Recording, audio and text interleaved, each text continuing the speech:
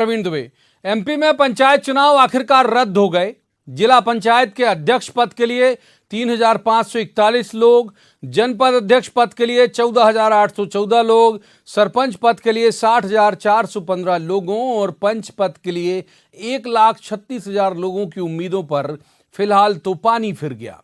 ये पहले और दूसरे चरण के लिए संभावित प्रत्याशी थे, संभावित नहीं थे ही प्रत्याशी। तीसरा चरण शुरू होता उससे पहले ही प्रक्रिया रद्द कर दी गई। कुछ लोगों ने अच्छा खासा खर्चा भी कर दिया था और प्रचार भी शुरू कर दिया था। बैतूल, सीहोर और अशोकनगर में तो आपसी सहमति से निर्वाचन भी हो गया था। कमेटी तक बना दी थी गांव के लोगों ने मिलकर। इसके लिए बाकायदा कुछ शर्तें भी गांव वालों की मानी गई। ये ठीक है कि चुनाव आयोग ने आगे की प्रक्रिया शुरू कर दी है ताकि सुप्रीम कोर्ट से कोई फैसला आए तो फिर से चुनाव की जो प्रक्रिया वो शुरू कराई जा सके, लेकिन उसमें बहुत वक्त लगेगा। सरकार ने भी ओबीसी आरक्षण को लेकर 4 महीने का वक्त कोर्ट से मांगा है। इस अवधि में इस वर्ग की आबादी, उनके आर्थिक हालात की गणना सरकार करा लेगी, ऐसा उसे भरोसा है। भरोसा और उम्मीद ये 2 बातें हैं जिन पर दुनिया कायम है। लेकिन सवाल यह है कि अब यदि परिसीमन आरक्षण को लेकर बदलाव हुआ तो उन लोगों का क्या होगा जिन्होंने अपना बहुत कुछ दांव पर लगा दिया था। सत्ता पक्ष और विपक्ष दोनों अब फोकस कर रहे हैं ओबीसी आरक्षण पर, लेकिन ये इतना आसान नहीं होगा। इसके लिए कोर्ट अकेला कुछ कर नहीं पाएगा। संसद में कानून बनाना होगा और वो आरक्षण के लिए संविधान में निहित प्रावधान से किसी भी सीमा में ज्यादा नहीं होना चाहिए। कुल मिलाकर खटाई में पड़े इस चुनाव ने एमपी की सियासत को गोल घुमा दिया है। कांग्रेस मांग कर रही है कि सिर्फ जमानत की राशि नहीं बल्कि चुनाव का खर्च भी वापस किया जाए, जो संभव नहीं दिखता। तो आज बात करेंगे फिर से एमपी में ओबीसी आरक्षण के नाम पर चल रही सियासत की, जिनकी उम्मीदों पर पाला पड़ा उनकी, और जिन्हें इस वर्ग के साथ आगे भी अपनी सियासत चमकानी है, यानी राजनीतिक दलों की भी। एक खास पैनल होगा हमारे साथ जिसके पास इससे जुड़े बहुत सारे सवाल लेकर हम जाएंगे और कहेंगे कि जवाब तो देना होगा। लेकिन पहले आपको दिखाते हैं एक रिपोर्ट, देखिए।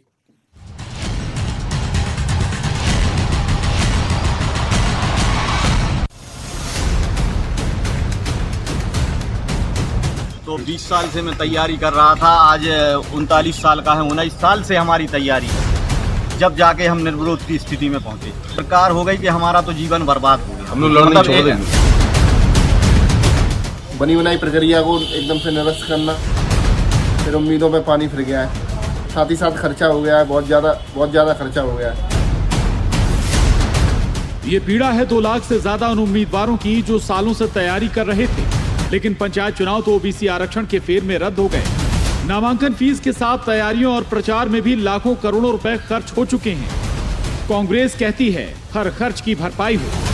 जो लेकिन खर्च हो गया था, जो 250 करोड़ करीब, सरकार को पूरे प्रदेश के जिन जो चुनाव में, प्रचार में, बाकी चीजों में पैसा खर्च हुआ है लगभग 250 करोड़, वो सरकार को उसका भुगतान करना चाहिए।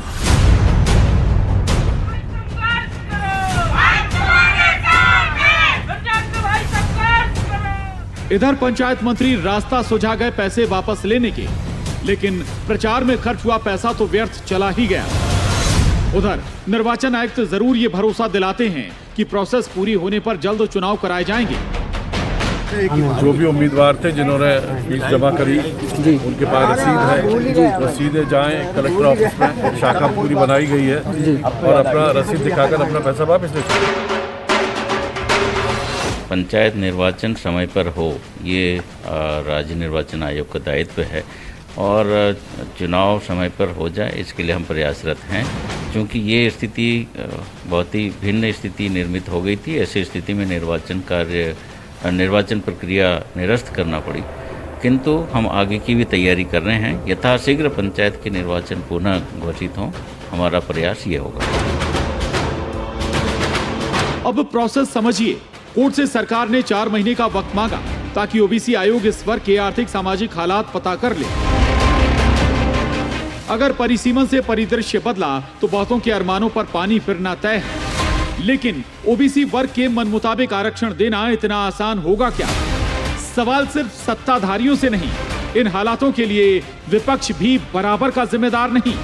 सागर से रचित दुबे, भिंड से अनिल शर्मा, गुना से विजय जोगी और भोपाल से अनुराग श्रीवास्तव, न्यूज़ 18 मध्य प्रदेश छत्तीसगढ़। तो रस्मन सबसे पहले उन मेहमानों का परिचय जिनके साथ हम इस चर्चा को आगे बढ़ाएंगे। हमारे साथ हैं जेपी धनुपिया, ये कांग्रेस के वरिष्ठ नेता हैं, विद्वान प्रवक्ता भी हैं। बहुत स्वागत है धनुपिया जी का। दूसरे मेहमान है पंकज चतुर्वेदी, बीजेपी के युवा ऊर्जावान विद्वान प्रवक्ता हैं। स्वागत है पंकज जी का। तीसरे मेहमान दिनेश गुप्ता, वरिष्ठ पत्रकार हैं और बहुत अच्छे राजनीतिक विश्लेषक हैं। स्वागत है दिनेश जी का। शुरुआत करेंगे जाहिर तौर पर जिनकी सरकार है उन्हीं से, पंकज चतुर्वेदी।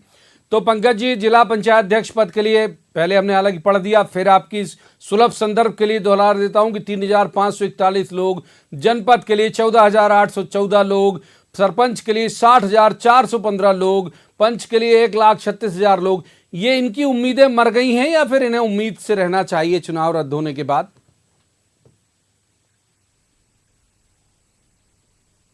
देखिए प्रवीण जी, सबको आशा हमेशा रखना चाहिए क्योंकि जीवन में आशा और विश्वास है तो सब कुछ है।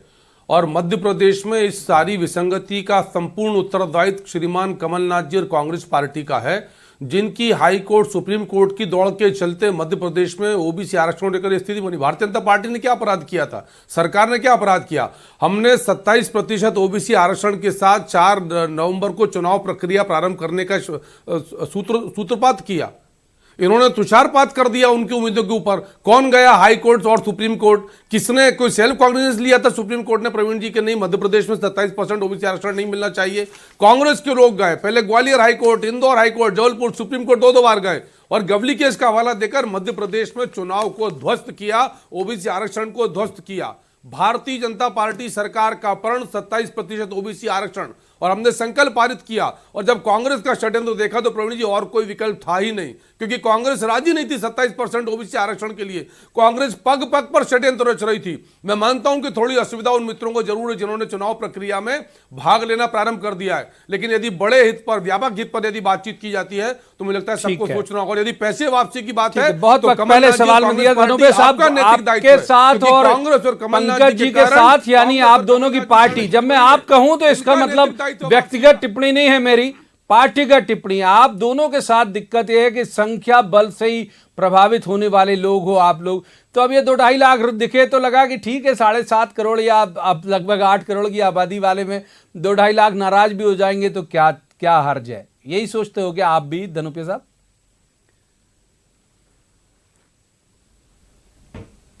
प्रवीण जी, मैं रिक्वेस्ट करूंगा कि मुझे 1 मिनट समय ज़्यादा दे दिया जाए, भले ही वह बाद में मौका ना दें। मैं अपनी बात स्पष्ट कर दूं कि बहुत सी भ्रांतियां हैं, लोगों को गलत तरीके से व्याख्याएं की जा रही हैं, गलत तरीके से हो रहा है। ये चुनाव जो थे, महामहिम राज्यपाल महोदय ने अध्यादेश जारी किया 21 नवंबर 2021 को, उसके आधार पर चुनाव हुए। उसमें 2019 के परिसीमन को, आरक्षण को, डिलिमिटेशन को, सारी चीज़ों को चेंज करके 2014 में पहुंचा दिया। अब वो अध्यादेश वापस हो गया तो 2014 तो खत्म हो गया ना। अब 2019 में चुनाव होना चाहिए। तो क्या 2019 में तैयारी कर रहे हैं कि चुनाव कराने की? अगर 2019 में चुनाव की तैयारी कर रहे हैं तो मैं मानता हूं कि कैंसिल करना ठीक था। अगर आपको वापस फिर कोई षड्यंत्र करके ऐसा ही अध्यादेश लाना है या विधेयक पारित करना है कि 2014 वाले भी करेंगे, कांग्रेस वाले पे नहीं करेंगे, तो फिर अभी नष्ट क्यों किए रहोगे? स्थगित कर देते। विचारों के जो निर्विरोध चुने गए थे, जिनका पैसा खर्च हो गया था, जिनके फॉर्म भर गए थे, वो पेंडिंग रहते। महामहिम आदरणीय राज्यपाल महोदय के निर्णय के बाद तो मैं नहीं समझता किसी को भ्रांति वाली बात थी। और जहां तक सुप्रीम कोर्ट का सवाल है, सुप्रीम कोर्ट में कोई नहीं गया, ना कांग्रेस गई, ना कोई व्यक्ति ओबीसी को लेकर गया। सुप्रीम कोर्ट ने सो मोटो ये बात कही है, और वह एडवोकेट जनरल थे, अटॉर्नी जनरल थे और राज्य निर्वाचन आयोग के वकील थे, उन्होंने एक शब्द नहीं बोला। ये हो गया। सैयद जाफर और विवेक तनखा कौन है साहब? आपकी पार्टी से संबंध नहीं है? खत्म हो रहा था वो सैयद जाफर की पिटीशन में कहीं पर भी नहीं ओबीसी के बारे में नहीं है। और विवेक तनखा वकील हैं जो शिवराज सिंह चौहान के डंफर वकील रहे हैं, नरोत्तम मिश्रा के पेड न्यूज में वकील रहे हैं, ओम प्रकाश ध्रुवे के खाद्य नियंत्रण घपले वाले में वकील रहे हैं। क्या बात करते हो? तो विवेक तनखा साहब वकील हैं, बहुत बड़े वकील, पैसा लेकर काम करते हैं। और कोई भी आदमी ओबीसी के नाम पर नहीं गया, क्योंकि ओबीसी को यही लोग आपने क्षेपक लगा दिया था कि मुझे ओबीसी के मामले में पर्याप्त वक्त दिया। दिनेश जी को इन करूंगा, गलत एक सप्लीमेंट्री भी ले ली भाई। दिनेश जी को इन करूंगा। दिनेश जी, ये जो बात मैं दोनों से कह रहा था, दोनों की अपनी अलग अलग मजबूरी है, दोनों इसे स्वीकारेंगे नहीं। और क्या वजह यही है कि जब इनको लगा, जो पंकज जी भी कह रहे हैं ठीक है, बड़े लक्ष्य के लिए अगर छोटा नुकसान थोड़ा लोगों को, मतलब शब्द से मैं नहीं दोहरा पाऊंगा, उन्हीं से पूछेंगे दोबारा, लेकिन ये 2.5 लाख लगा कि भाई ठीक है 2.5 लाख क्या गिनती यार, 8 करोड़ के के प्रदेश में 2.5 लाख क्या गिनती, 2.5 लाख नाराज भी होंगे, 4 का गुणा कर लो तो 10 होंगे, 5-15 होंगे, तो मतलब छोड़ो टाइप। इस वजह से इग्नोर कर दिया गया, जिनके पैसे लग गए बेचारे तैयार हो गए थे। दिनेश जी, प्रवीण जी, एक सवाल केवल 2.5 लाख लोगों का नहीं है, एक डेमोक्रेटिक सिस्टम का भी सवाल है। क्या आप जो है एक नया जो है कि हमने देखा कि सरकार ने बीच चुनाव में, चुनाव की प्रक्रिया चल रही और एक अध्यादेश जारी करके उसको रोक दिया आपने। तो ये जो व्यवस्था है, भविष्य में अब जो भी चुनाव होंगे, हाँ, ये नज़ीर गलत हो गई, ये एक सही कह रहे नज़ीर हो आप। गलत हो गई है। और ये देखिए कि जो ओबीसी का इशू है वो एक जो है गंभीर इशू है, और केवल मध्य प्रदेश के लिए वो इशू नहीं है, वो मामला महाराष्ट्र में भी है। महाराष्ट्र ने भी वो अपने यहाँ चुनाव स्थगित किए हैं, क्योंकि सुप्रीम कोर्ट ने जिस तरह से ओबीसी का रिजर्वेशन रोका है, तो निश्चित तौर पर कोई भी राज्य होगा वो इसको लेके फिर से वापस कोर्ट जाएगा। और लेकिन जब चुनाव की प्रक्रिया शुरू हो गई, वो हमने रोक दी। कल को आप ये मान लीजिए कि सुप्रीम कोर्ट ने कहा कि नहीं, जो हमने ऑर्डर दिया वो ठीक है, फिर आप पार्लियामेंट में कोई भी लॉ पास करिए, वो स्थिति तो रहेगी ना। यूं भी नहीं होगा। हाँ। माने केवल लॉस से कैसे होगा? हाँ, और एक बात, रिजर्वेशन आप उतना उस सीमा तक कैसे बढ़ा दोगे? हाँ, जो रिजर्वेशन तय है संविधान में, जो इंदिरा साहनी केस में संविधान है, में संशोधन करना पड़ेगा। हाँ, और फिर। 73वें संशोधन में तो ओबीसी रिजर्वेशन की उस तरह से बात भी नहीं है कि आपको रिजर्वेशन देना है। तो बहुत सारे इशू हैं जो केवल एक डबल बेंच के सामने नहीं जाएगा, आगे वो जो दूसरे प्रभावित पक्ष होंगे वो संविधान पीठ में भी जाएंगे। बहुत सारे इसके साथ जो विसंगतियां उत्पन्न होंगी, जो खासकर जो नगरीय निकाय और जो ग्रामीण निकाय हैं, उनके चुनाव को लेकर लोगों का भरोसा नहीं होगा। जब तक चुनाव परिणाम नहीं आ जाएंगे तब तक लोगों को लगेगा पता नहीं सरकार कोई एक नया कानून ले आए, बीच में रोक दे, तो एक अविश्वास का वातावरण होगा। एक बार पंकज जी को इन करता हूं। पंकज जी, जो हमारे आज के प्रोग्राम का टाइटल भी है कि पंचायत चुनाव रद्द, आगे क्या? मैं चाहता हूं, करोड़ों दर्शक हैं हमारे और उनमें ओबीसी भी बहुत सारे हैं, आगे क्या बता दीजिए, आगे क्या? अब आगे क्या? देखिए प्रवीण जी, दिनेश जी ने जो कहा, इस सारी विसंगति का नैतिक और आपराधिक दोनों प्रकार के दायित्व, राजनीतिक अपराध कांग्रेस पार्टी ने किया है, कांग्रेस पार्टी के हैं। इसीलिए मैंने कहा कि अब ये कमलनाथ जी और कांग्रेस पार्टी का नैतिक दायित्व, देश के 2 नंबर के उद्योगपति जैसा कांग्रेस के नेता कहते हैं, वो भुगतान करें इनका। सरकार के पास जो पैसा है वो पैसा वापस किया जाएगा। सवाल सबसे बड़ा प्रवीण जी ये है कि जिस प्रकार 27% ओबीसी आरक्षण के साथ भारतीय जनता पार्टी की सरकार आगे बढ़ना चाहिए थी, किसने इस प्रक्रिया को बाधित किया? कौन बाधा बना ओबीसी वर्ग के 27% आरक्षण? मैंने इसीलिए कहा कि भाजपा का प्रण, या पहले सवाल का जवाब दे रहे हैं। मेरा दूसरा सवाल यह है कि अब आगे क्या होगा? अब आगे पंचायत चुनाव को लेके सर उसी पर आ रहा हूं सर। अब 2 विषय। पहला विषय ये कि राज्य निर्वाचन आयोग ने अपनी मतदाता सूची की पुनरीक्षण की प्रक्रिया प्रारंभ कर दी, नंबर 1। नंबर 2, 3 तारीख से सुप्रीम कोर्ट में सुनवाई है, जहां इस विषय पर सुनवाई होगी, सरकार पक्ष रखेगी। और अब भारत सरकार भी इसमें पक्षकार और पैरोकार है, वो भी चाहती है कि 27% ओबीसी आरक्षण दिया जाए। तो मुझे लगता है कि हम सबको वैधानिक प्रक्रिया का इंतजार करना पड़ेगा, और तब तक राज्य का जो पिछड़ा वर्ग कल्याण आयोग है वो 4 महीने के भीतर, जैसे केंद्र सरकार की याचिका है, मुझे लगता है कि वो ओबीसी वर्ग का सामाजिक और आर्थिक सर्वेक्षण, जिसको हम ट्रिपल टेस्ट कहते हैं, वो ट्रिपल टेस्ट करके आवश्यकता पड़ने पर अपनी तैयारी पूरी रखेगा, ताकि यदि किसी वैधानिक पक्ष में, वैधानिक प्रक्रिया में यदि उसकी आवश्यकता हो तो सरकार के पास उपलब्ध हो। और उद्देश्य प्रवीण जी बहुत स्पष्ट है, जो माननीय मुख्यमंत्री जी ने कहा कि हमारा संकल्प बहुत साफ है। भाजपा का प्रण फिर दोहरा रहा हूं मैं, और इसीलिए कह रहा हूं कि इस सारी प्रक्रिया की गड़बड़ी का दायित्व कांग्रेस के कमलनाथ जी का है, उनके नेता जाफर शरीफ, उनके वकील बहुत वक्त आपको भी दूसरे सवाल कर रहे थे, तब वो कांग्रेस राज्यसभा एक बार धनोपिया जी को इन कर लेता हूं, कमलनाथ जी के बोलने पर सब हुआ है। धनोपिया साहब, ये जो तय किया है इन्होंने, ये तय किया है कि भाई जो आर्थिक सामाजिक सर्वे रिपोर्ट तैयार करेगा, जो पिछड़ा वर्ग आयोग जो इन्होंने बनाया है वो करेगा, 4 महीने में देगा। मेरी जानकारी के मुताबिक पिछड़ा वर्ग आयोग के अध्यक्ष आप भी हो, तो गौरीशंकर बिसेन भी कल्याण आयोग के बन गए, गौरीशंकर बिसेन जी, तो आप कहाँ एग्जिस्ट कर रहे हो? और दूसरा ये कि ये कोर्ट से जो वक्त लिया है कि हाँ आप ही है बिल्कुल, तो जो दूसरा जो कल्याण आयोग बना है और आप हो, नहीं हूं, वो नहीं है। तो ये संवैधानिक कौन असली कौन नकली, संवैधानिक पद पर हूं मैं, जानना चाहता हूं। कल्याण आयोग कोई अस्तित्व नहीं है सर, इसी में संवैधानिक पद पर मेरा जो मूल सवाल है, मेरा बात सुनिए, संवैधानिक पिछड़ा वर्ग आयोग पक्ष में कैसे? प्रवीण जी, ये संवैधानिक पद पर कांग्रेस के पक्ष में यहाँ कैसे? भैया दादा बोलने दोगे तो बोलने, नहीं सकता सर, बोलने दोगे तो बोलने, क्या भी बोलते रहोगे? थोड़ा अरे मूल सवाल धनंजय साहब, मूल सवाल ले लीजिए, कौन सा पद असली कौन सा नकली, सुनिए तो भाजपा में चलेगा। अरे मेरा सवाल सुनिए पहले, मेरा सवाल यह है कि जो 4 महीने का वक्त लिया गवर्नमेंट ने, जो भी आपका आयोग दे, चाहे बिसेन साहब का आयोग दे, जिसका भी आयोग दे, 4 महीने का वक्त लिया, आपको लगता है ये सब जो कवायद है वो 4 महीने में पूरी हो जाएगी? गवर्नमेंट ने लिया ना भाई, गवर्नमेंट ने लिया ना कोर्ट से 4 महीने में हम। अरे प्रवीण जी, थोड़ा आप बहुत समझदार पत्रकार हैं, आप बहुत समझदार हैं, आप समझदार हैं। पिटीशन दायर की है, हमें 4 महीने का समय दिया जाए इस चुनाव को लेकर। ओबीसी का तो इशू ही नहीं आया है। हाँ, यही तो पिछड़ा वर्ग आयोग का अध्यक्ष मैं हूं, संविधान दर्जा मेरा है, कल्याण आयोग कोई आयोग नहीं है। और दूसरी बात मैं बता दूं आपको, जब मेरे मित्र ने कहा कि मतदाता सूची का पुनरीक्षण शुरू हो गया है, इसका मतलब 2019 के ऊपर होगा। 2019 में चुनाव होंगे, क्योंकि 2014 तो खत्म हो गया, 2014 का विड्रॉ कर लिया, अब 2019 में होगा आरक्षण। ये विवादित अध्यक्ष है प्रवीण जी, हाई कोर्ट में मामला चल रहा है इनका। 2014 का ये विवादित अध्यक्ष है, सब कुछ मैटर है, गलत था, वो ये विवादित अध्यक्ष है प्रवीण जी, हाई कोर्ट में मामला चल रहा है इनका। मैं भाई आपसे कह रहा हूं कि आपका विवादित था। आप ये बताओ विवादित अध्यक्ष हो कि नहीं? सरकार ने स्वीकार किया। अरे सर, आप विवादित अध्यक्ष है कि नहीं? अध्यादेश, अरे सर, आप विवादित अध्यक्ष है कि नहीं? अरे प्रवीण जी, कोई विवादित नहीं, प्रवीण जी, इनका मामला हाई कोर्ट में चल रहा है, मेरे पास स्टे है। संवैधानिक पद पर होते तो यहाँ कैसे आते? लेके आए थे स्टे। हाँ, अरे तो फिर यहाँ कैसे? अरे यहाँ कैसे अरे संवैधानिक पद पर बैठा व्यक्ति कांग्रेस का वकील कैसे? अरे सुनिए पंकज जी, अरे प्रवीण जी, कांग्रेस का वकील कैसे हो सकता है संवैधानिक व्यक्ति? अरे प्रवीण जी बताइए, पूछिए तो, दिखा दीजिए मुझे करके। ठीक आप है, नहीं कर सकते किसी मैं को एक बार दिनेश जी को इन कर लेता हूं। अरे सर, हम सुनिए की बात नहीं कर रहे थे, कायदे की बात कर रहे हैं। हमारे दर्शक अरे सर, बहुत नियम की ज्यादा बात है, कर रहे हैं, भारी सर। तादाद में उनका हम इंटरेस्ट नियम जो की है बात कर रहे हैं, व्यक्तिगत सर, टिप्पणी नियम का होता है। की माफ बात कीजिए, कर मेरी रहे हैं, मेरी आप नैतिक दिखाइए, मजबूरी आप अभी आपने दिखाइए नैतिक ना। और राजनीतिक आरोपी दिखाइए, कांग्रेस आप को बनाया करके। पंकज जी। नहीं कर सकते मेरी आप। नैतिक वो मजबूरी फर्जी है कि आयोग मैं है। दर्शकों के अकॉर्डिंग चलूंगा। चुनाव दिनेश जी को इन कल्याण करता हूँ, माफ आयोग फर्जी कीजिए, आयोग आऊंगा है, वक्त रहा तो सब आऊंगा, संवैधानिक वक्त रहा तो नहीं आऊंगा। है। दिनेश जी को इन करता हूं मैं, दिनेश जी को इन करूंगा सर, वक्त रहा तो आऊंगा। दिनेश जी, ये तो ठीक है, इनके दोनों तरफ से सब चल रहा है मामला।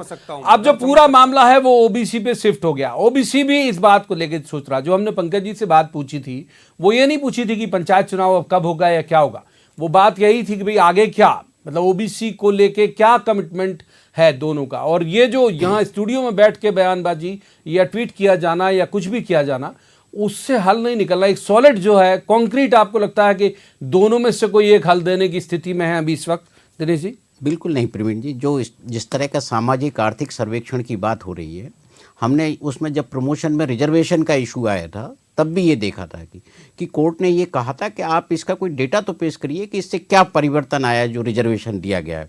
तो अभी तक वो मामला सरकार हल नहीं कर पाई। लेकिन अब ये जो नया मामला है, क्योंकि ये जो है 4 महीने में निपटाने वाला प्रोसेस नहीं है, क्योंकि बहुत साइंटिफिक ढंग से जाना पड़ेगा। और केवल एक राज्य का, जो मैंने कहा ना कि अब ये विषय नहीं रहा है, अलग अलग राज्यों में है, तो इसलिए जो राष्ट्रीय स्तर पर जो भी निर्णय करना है वो केंद्र सरकार को करना है। इसलिए केंद्र सरकार की पिटीशन है, उसमें केंद्र सरकार टाइम मांग रही है, क्योंकि राज्यों के हाथ से तो ये बात निकल गई है। और केंद्र को एक बार ये तय करना पड़ेगा कि हमको जो है नगरीय निकाय चुनाव है या जो दूसरे भी रिजर्वेशन के इशू हैं उनको एक बार सॉर्ट आउट करके, क्योंकि हर राज्य में ये चुनावी मुद्दा हो जाता है, राजनीतिक मुद्दा हो जाता है आरक्षण, तो उससे कहीं ना कहीं ये ओबीसी की जो राजनीति बहुत प्रभावित हो रही है। अभी यूपी का चुनाव भी है, तो कहीं ना कहीं ये जो 4 महीने का टाइम है, इसमें बहुत सारे जो राजनीतिक मामले हैं वो भी हल हो जाएंगे और सरकार को एक मौका मिल जाएगा कि कोर्ट में थोड़ा सा जो है आप एक वक्त ले लेंगे सामाजिक आर्थिक के नाम पर। और जहाँ तक ये जो 2019 की जो प्रोसेस की बात हो रही है, आप प्रवीण जी याद करिए, जब चुनाव अनाउंस हुए थे तब चुनाव आयोग ने कहा था कि हमने 14 के आधार पर मतदाता सूची बनाने के लिए कहा है, 19 की तो ऑलरेडी बनी हुई है। ठीक है, बहुत छोटा रिमार्क, क्लोजिंग दोनों का। पंकज जी जल्दी से क्लोजिंग रिमार्क आपका। भाजपा का प्रण 27% ओबीसी आरक्षण संकल्प माननीय मुख्यमंत्री शिवराज सिंह चौहान जी ने पारित किया। और जहां तक विषय है तो जेबी धनुपा जी विवादित अध्यक्ष हैं, यदि संवैधानिक पद पर होते तो यहां नहीं बैठ सकते। ये क्लोजिंग रिमार्क धनुपा साहब आपका भी जल्दी से। कभी दोबारा झांकी वो हाईकोर्ट में अपनी लड़ाई क्लोजिंग रिमार्क धनुपा साहब बहुत छोटा काम कर रहे हैं, प्रवक्ता ही बने और आयोग में ही बने हुए। ये विवादित अध्यक्ष हैं। कानून पढ़िए, कानून, फर्जी शब्द खराब होता है। पढ़िए, विवादित अध्यक्ष है ये, कानून पढ़िए, कानून पढ़ा हुआ है, कानून पढ़ा हुआ है। आप विवादित अध्यक्ष हैं, अरे आप सर विवादित अध्यक्ष हैं। शिवराज जी, आप कांग्रेस की पैरवी नहीं कर लोगों को गुमराह कर रहे हैं, लोगों को अरे पढ़ा हुआ है, धोखा कर रहे हैं। पढ़ा हुआ कानून, पिछड़े वर्ग को अरे आप सर नहीं देना कानून पढ़ा हमने चाहते। सर, कहाँ लिखा है, कहाँ लिखा है? सर आप धोखा कर रहे हैं, कांग्रेस ने धोखा किया, कमलनाथ ने धोखा किया, कांग्रेस ने धोखा किया, कमलनाथ ने धोखा किया, कमलनाथ जी कांग्रेस ने, कमलनाथ जी कांग्रेस ने धोखा किया, ओबीसी वर्ग की पीठ में ठीक है, माफ कीजिए, वक्त इतनी चर्चा की जा देता है। बहुत शुक्रिया, तीनों मेहमानों को यहीं रोकूंगा इसी वक्त। बहुत बहुत धन्यवाद आप तीनों मेहमानों का इस चर्चा में शामिल होने के लिए। लेकिन ये बात सही है जिसके साथ हमने बात की शुरुआत की थी कि वो लोग जो किसी उम्मीद के साथ आगे बढ़ते हैं, बहुत सारे जगह का हमने उदाहरण भी आपको दिखाया, अशोकनगर, छतरपुर, बैतूल और ये सब सारा कुछ, तो वो उम्मीद कर लेते हैं कि वैसा कुछ हो जाएगा। ऐसी उम्मीद कई बार गवर्नमेंट के साथ बहुत सारे लोगों ने, ये जो चयनित शिक्षक हैं उन लोगों ने लगा ली, जो विद्युत कर्मचारी है उन्होंने लगा लिया, जो लाइब्रेरियन है उन्होंने लगा लिया। अक्सर वो ट्वीट भी करते हैं कि उनके लिए ऐसा ऐसा कमिटमेंट किया था, और भी तमाम डिपार्टमेंट हैं वो कहते हैं कि भाई कमिटमेंट ऐसा किया था। ऐसे मसले में सरकार या जो भी लोग जिम्मेदार हैं उनको संवेदी होना पड़ेगा, इस बात को लेकर सोचना पड़ेगा कि इन लोगों का क्या हाल निकाला जाए। क्योंकि अगर ये नाराजगी बढ़ी तो सिर्फ इतनी छोटी संख्या से मत आंकिए आप, इसमें कई तरह के चक्रवृद्धि ब्याज लग के और फिर वो सामने आते हैं। आज की इस चर्चा में इतना ही। कल किसी खास मसले पर खास पैनल के साथ बैठकर कहेंगे, जवाब तो देना होगा। तब तक आप देखते रहिए न्यूज़ 18 मध्य प्रदेश छत्तीसगढ़।